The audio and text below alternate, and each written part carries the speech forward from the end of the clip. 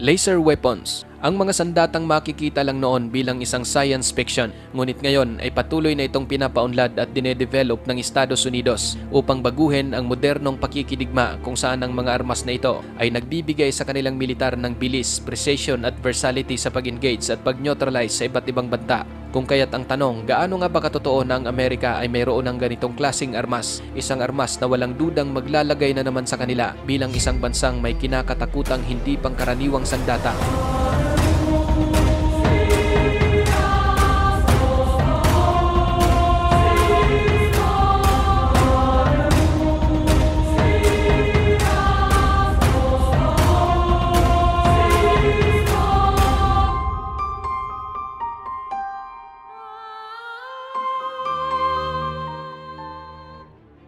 December 2014, White Sand, New Mexico.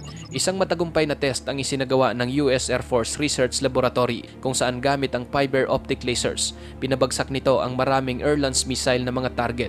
Napagtanto ng US na ang nasabing bagong tuklas na sandata ay maaring ilagay at subukan sa isang F-15 fighter aircraft at iba pang mga single-engine fighter tulad ng F-16 Fighter Falcon at F-35 Lightning II.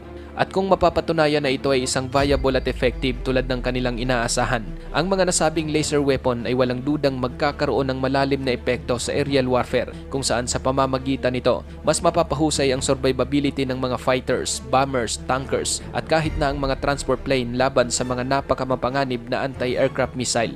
At dahil sa na-develop na laser weapon na ito, kumbinsido ang Amerika na sa hinaharap opisyal na silang magkakaroon ng walang kapantay na bilis at napakasintadong air-to-air and air-to-ground weapons na mayroong unlimited ammunition capacity at babaguhin din ito ang kakayahan ng mga aircraft ng US sa pamamagitan ng pagbibigay nito ng walang kapantay na bilis at accuracy laban sa kahit anong mga target. Mabilis na naging tanyag sa US ang nasabing mga laser weapon at agad itong sinubukan ng US Army na i-apply sa mga maliliit na armas at mga helicopter-mounted anti-drone at missile lasers at bilang close defense system sa mga barko ng US Navy kung saan naging isa itong malaking bentahe sa labanan dahil sa pagiging mahirap mapantayan ng speed of light, stealth capabilities at walang kapantay na precision. At bukod pa riyan, napakababang halaga lamang ang bawat shot ng armas na ito, ngunit mayroong halos unlimited ammunition capacity, bagay ng naturang laser weapon ay masasabing isang uri ng highly cost-effective and efficient. Ngunit ang naturang mga laser weapon ay nangangailangan ng isang significant amount of power upang mapanatiling hindi naghihiwalay ang liwanag, lalo na kapag ito'y gagamitin sa malalayong distansya. Maaring maranasan ng armas ang pagbaba ng pagiging epektibo kapag ginagamit ito sa hazy atmospheric condition dahil ang laser beam ay maaring kumalat at ang mga ito ay bumubuo ng thermal build-up sa panahon ng operasyon na maaring kailangan ito ng isang cooling system at napakalaking power source upang matugunan ang ganitong mga hamon.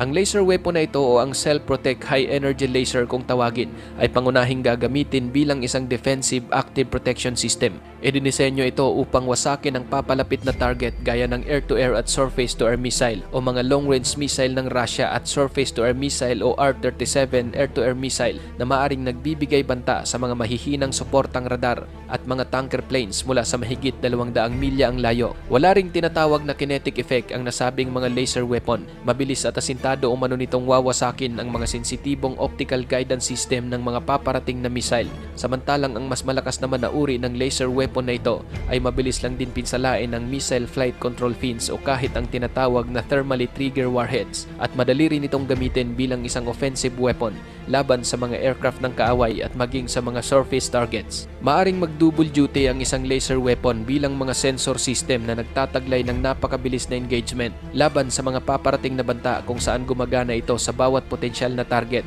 sa pamamagitan ng pagpuntirya sa isang direktang linya. Kasalukuyan na ring binubuo ang isang non-lethal or low collateral damage na 60 kilowatt lasers na pwedeng ilagay sa AC-130J Ghost Rider gunship ng US Air Force. Pinapataas ng laser weapon ang survivability ng mga stealth at non-stealth fighters ng US, lalo na sa mga missile na posibleng ipupuntirya sa mga ito. Bagay na ang nasabing armas ay kailangang bilang depensa ng mga stealth bombers tulad ng sa B-2 Spirit o B-21 na umaasa lamang sa stealth para sa survivability at walang mga depensa laban sa mga surprise missile attacks at interceptor na posibleng titira sa kanila sa loob ng visual range ng kalaban, at kapag ang mga gantong armas na ang gagamitin, mahirap itong hadlangan ng kahit anong pangdepensa.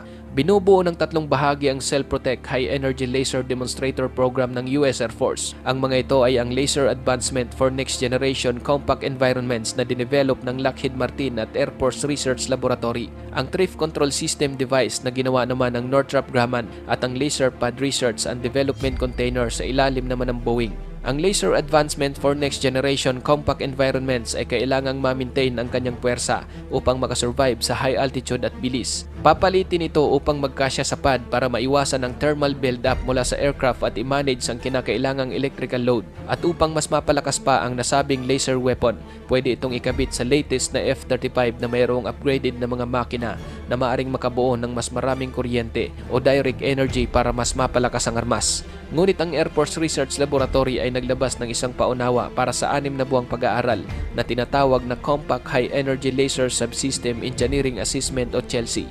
Layunin nito na upang magkaroon ng maraming option kung ano ang pinaka-inaasahang teknolohiya para sa mas makapangyarihang laser, kung saan ang mas malakas ay maaring ipalit sa Cell-Protect High Energy Laser Demonstrator upang mas magiging angkop para sa mga offensive application. Plano din ngayon ng Air Force ang isang laser weapon na ikakabit sa kanilang paparating na 6th generation fighters nang hindi nakukompromiso ang aerodynamic at radar stealth na katangian ng aircraft, at plano din nilang pagsamahin ang sapat na power management capabilities upang sumuporta sa armas na mayroong mahigit 100 kilowatts na puwersa para sa anti-air and surface na mga targets. Ang ikatlong programa ay kinasangkutan ng pagbuo ng mga drone na armado ng laser o laser armed stealth drone. Idinisenyo ito upang manmanan at sirain ang mga mapanganib na ballistic missile site. At noong 2010 sa isang test, matagumpay na napabagsak ng Air Force ang 2 ballistic missile target gamit ang isang 7x7 jumbo jet na mayroong ikinabit na chemical oxygen iodine laser. Ngunit kinansila ang proyekto dahil ang aircraft ay sinasabing hindi kayang mag-survive sa isang hostile airspace. Sinubukan ding gamitin ng US ang konsepto ng paglalagay ng laser weapon sa F-35 para gamiting pangwasak sa mga ballistic missile, subalit mukhang hindi ito naging praktikal dahil sa limitadong loitering ability ng isang short-range stealth fighter.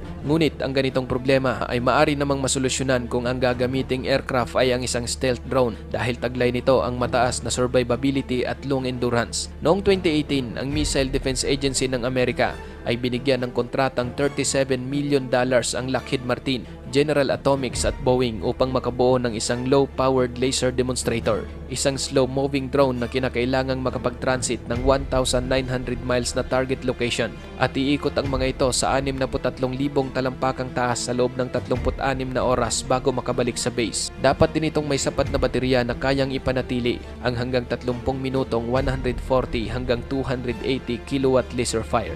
Ikaw kapatid, ano ang masasabi mo sa bagong laser weapon na ito ng Amerika? Para sa iyong opinion, i-comment mo na yan sa ating comment section sa ibaba. At kung nagustuhan mo naman ang video ito, paiwan naman ako ng like at pasubscribe na rin sa ating munting channel. Maraming salamat sa panonood, hanggang sa susunod na naman nating upload. Peace out!